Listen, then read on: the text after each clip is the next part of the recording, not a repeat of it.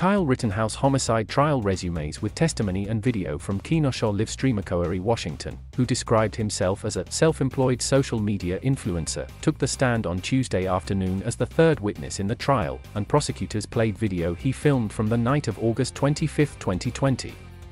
He is due back on the stand Wednesday morning. His testimony was part of the first day of the homicide trial for Rittenhouse, the armed Illinois teenager who traveled to Kenosha, put himself in the middle of unrest and fatally shot 2 men and wounded another. He has pleaded not guilty to 7 charges, including first-degree intentional homicide, first-degree reckless homicide and first-degree attempted intentional homicide. In opening statements, the prosecution said evidence would show Rittenhouse, 17 at the time, chased down and fatally shot Joseph Rosenbaum, 36, and then shot at 3 other people who tried to confront what they believed to be an active shooter. However, Rittenhouse's defense attorney Mark Richards said Rosenbaum had been the aggressor that night and described the others as part of a mob.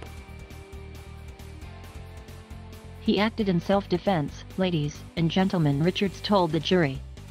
The evidence will show his actions were reasonable under the circumstances as they existed that night, being attacked by Mr. Rosenbaum. The violence in Kenosha, a city of about 100,000 people, came amid a tense summer of protests and unrest as masses of people denounced how American police treated black people. On August 23, 2020, a Kenosha police officer shot Jacob Blake, a 29-year-old black man, multiple times in the back. The ensuing public anger led to incidents of violence and destruction that night and the next night, pushing some people to arm themselves and take the community's safety into their own hands. Rittenhouse fired an AR-15 style weapon 8 times in all during the unrest, 4 shots at Rosenbaum, who was unarmed, 2 shots at an unarmed unknown individual who kicked Rittenhouse, 1 fatal shot at Anthony Huber, who hit Rittenhouse with a skateboard, and 1 shot at Gage Grosskreutz, who was holding a gun, according to prosecutors. Rosenbaum and Huber, 26, were killed, and Grosskreutz, now 27, was wounded. Friend who purchased weapon testifies. Dominic Black, a 20-year-old friend who was dating Rittenhouse's sister, testified Tuesday as the first witness in the trial and said he had previously purchased an AR-15 firearm for Rittenhouse in what prosecutors called a straw purchase.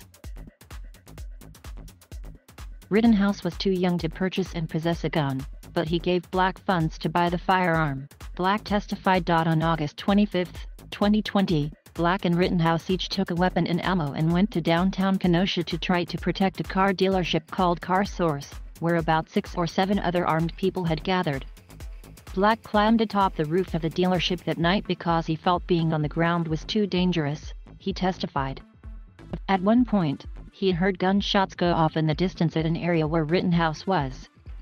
I didn't believe the gunshots were actually his until I got a phone call. I answered it and he just said, I shot somebody, and then hung up right away, Black testified. Rittenhouse returned to the dealership freaking out, pale and sweaty, Black said.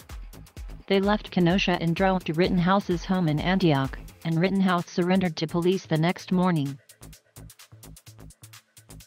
Black has been charged with 2 counts of intentionally giving a dangerous weapon to a person under the age of 18 causing death, according to court records. He has pleaded not guilty. He testified Tuesday that he hoped taking the stand would lead to leniency in his case. Also on Tuesday, an FBI agent testified about aerial surveillance of the unrest. Prosecutors said infrared surveillance video could show that, at least at some point during that night, it was Rittenhouse who was following and chasing Rosenbaum. With FBI agent Brandon Cremond on the stand, prosecutors played grainy black and white video taken from an airplane 8,500 feet over Kenosha. None of the fuzzy figures on the ground were immediately identifiable, according to pool reports. After Judge Bruce Schroeder and the attorneys discussed the video, the judge advised prosecutors to skip the FBI agent for now, call different witnesses and come back to the issue of the plane later. Thank you for watching. Please subscribe